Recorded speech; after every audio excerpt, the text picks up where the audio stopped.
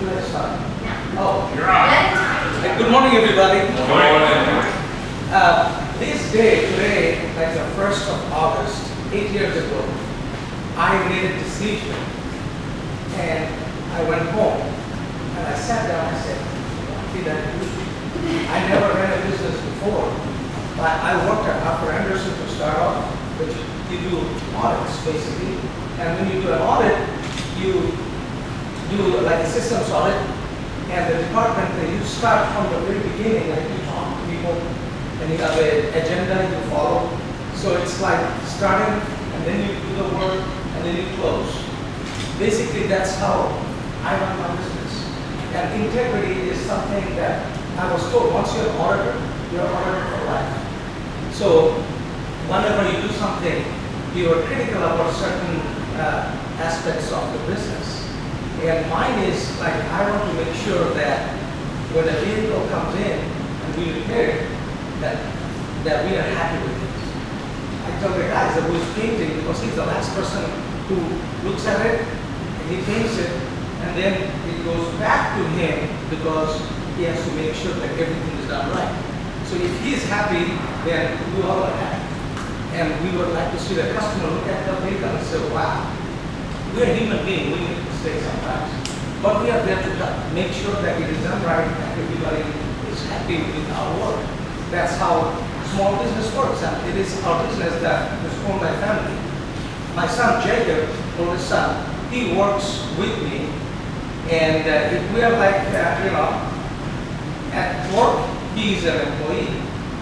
However, when I'm not there, he's the top dog, and he's a big guy. He does his martial art and all these things, so he walks around, and everybody is busy because they want to make sure that they are working, otherwise he gets on with it. He's like a what do you call that, operations person manager. And then we have got a QC that somebody else, one person finishes the work, somebody else comes in and looks at it, make sure it's done right. Okay, that's the basic nutshell in our business, what we do. How many of you know what happens when somebody has an accident? What do you do? Call the insurance company. Yes, you do that. But the first thing you do is whenever there's an accident, you have this cell phone with you most of the time. Take pictures. Take pictures of the vehicle and where it is located, and if there's any skid marks, okay? Because sometimes what happens is somebody is coming in and they push the brake and there's a mark on the street. So you take those also, and then you make sure that you're okay and the other person is okay. Talk to each other. Get their information, just snap everything, and then make sure you have it. And see, if you hit somebody, don't call the police. But if somebody hits you, then call the police. Anytime there's an accident, it's always good to have some kind of documentation, okay, and the proof. Sometimes things happen. That's why our tagline is right this after wrong turn. Sometimes people is making wrong turns, adding things. There are some, like this vehicle that came in the other day.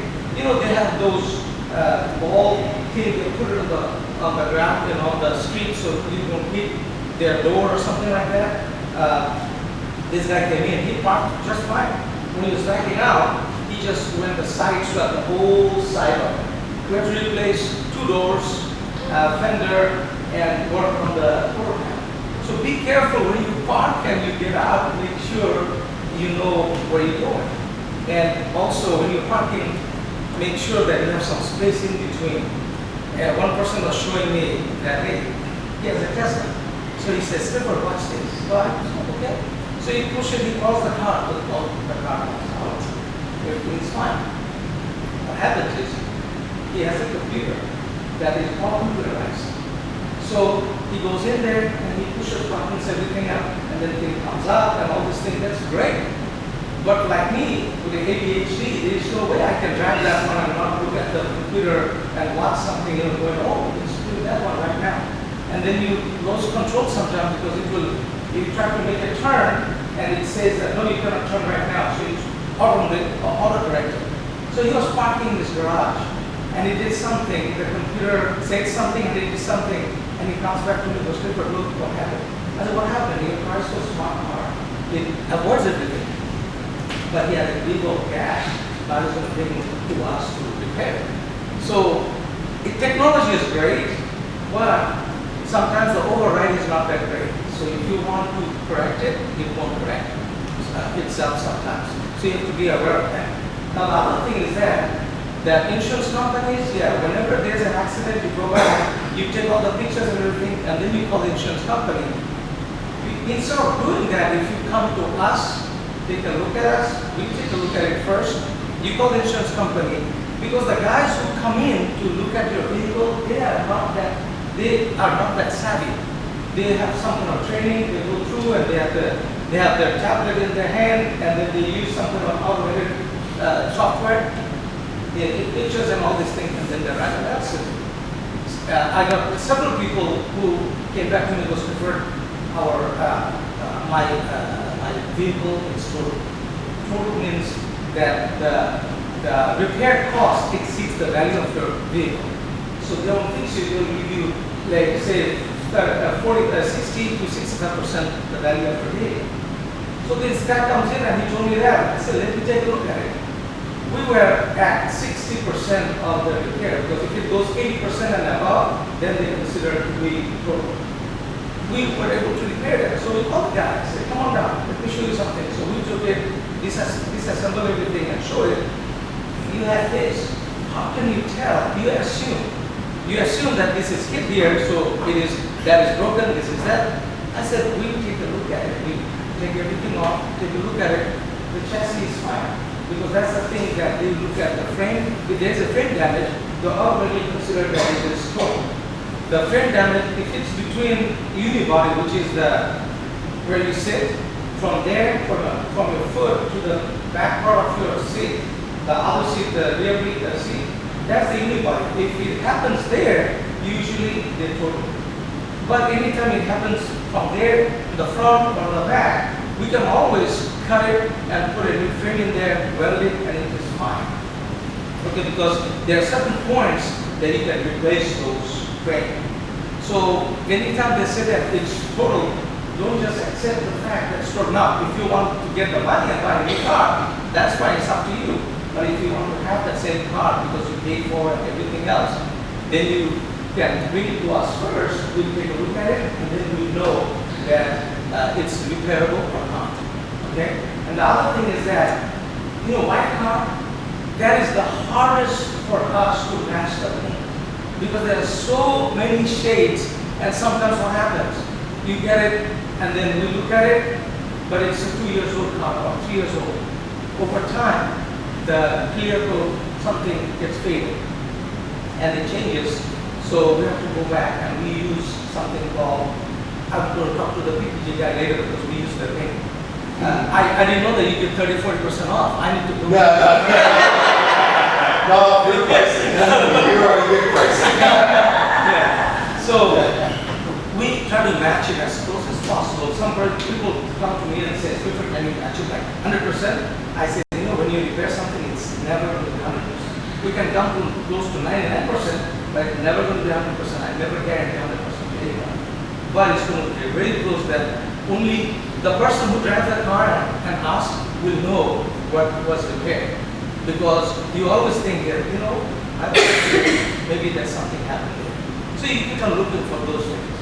So those are a couple of things to be aware of. And the other thing that we see sometimes is summertime, a lot of people try to get the shade and park underneath a tree. Please don't do that because the sand that gets in there, sometimes you don't see it, but it will be up to a clear. So, and then you spend time and money to get it fixed.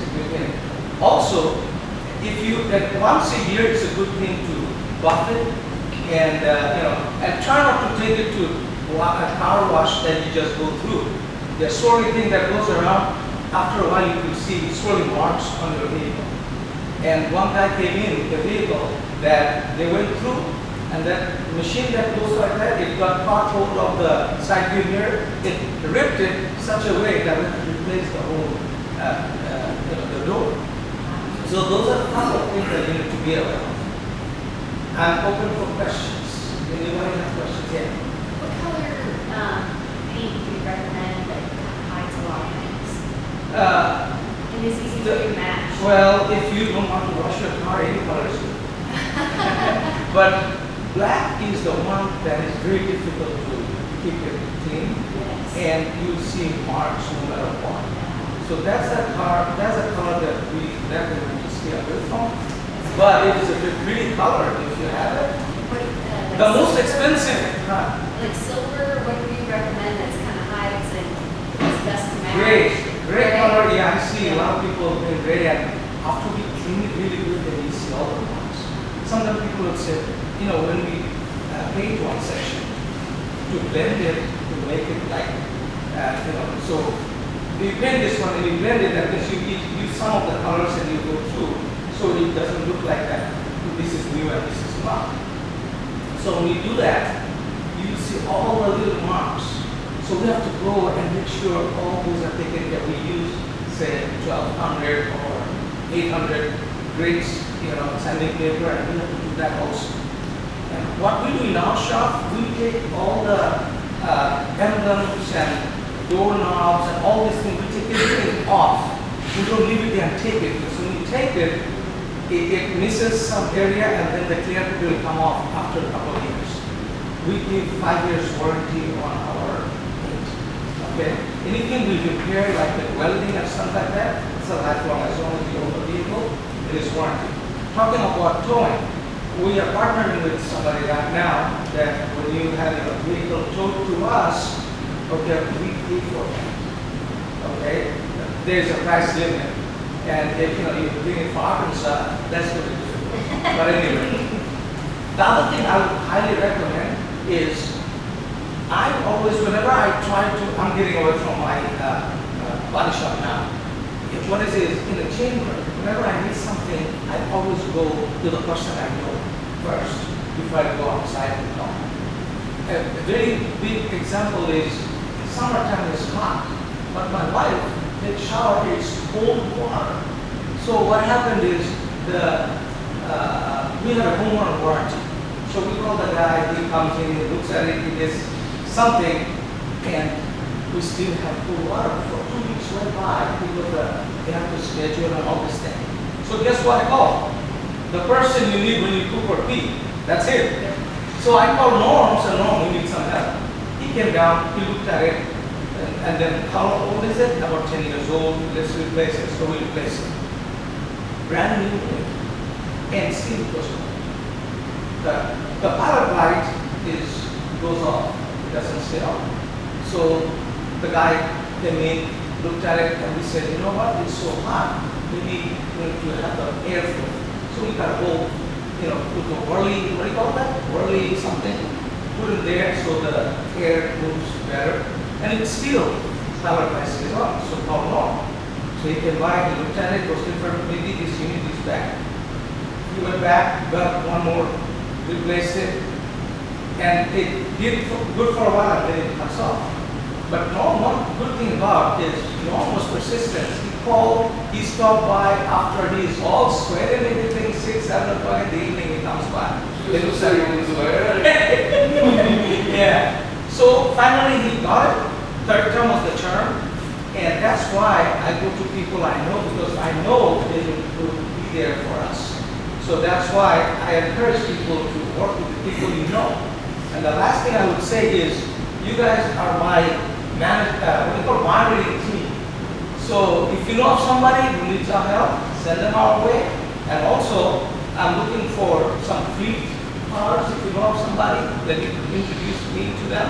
I would really appreciate that. And I thank you for this opportunity. And if you need any help, send them our way. And we will try our best to take care of everything. So with that, remember, Central Paint and Body is the right place. Thank you.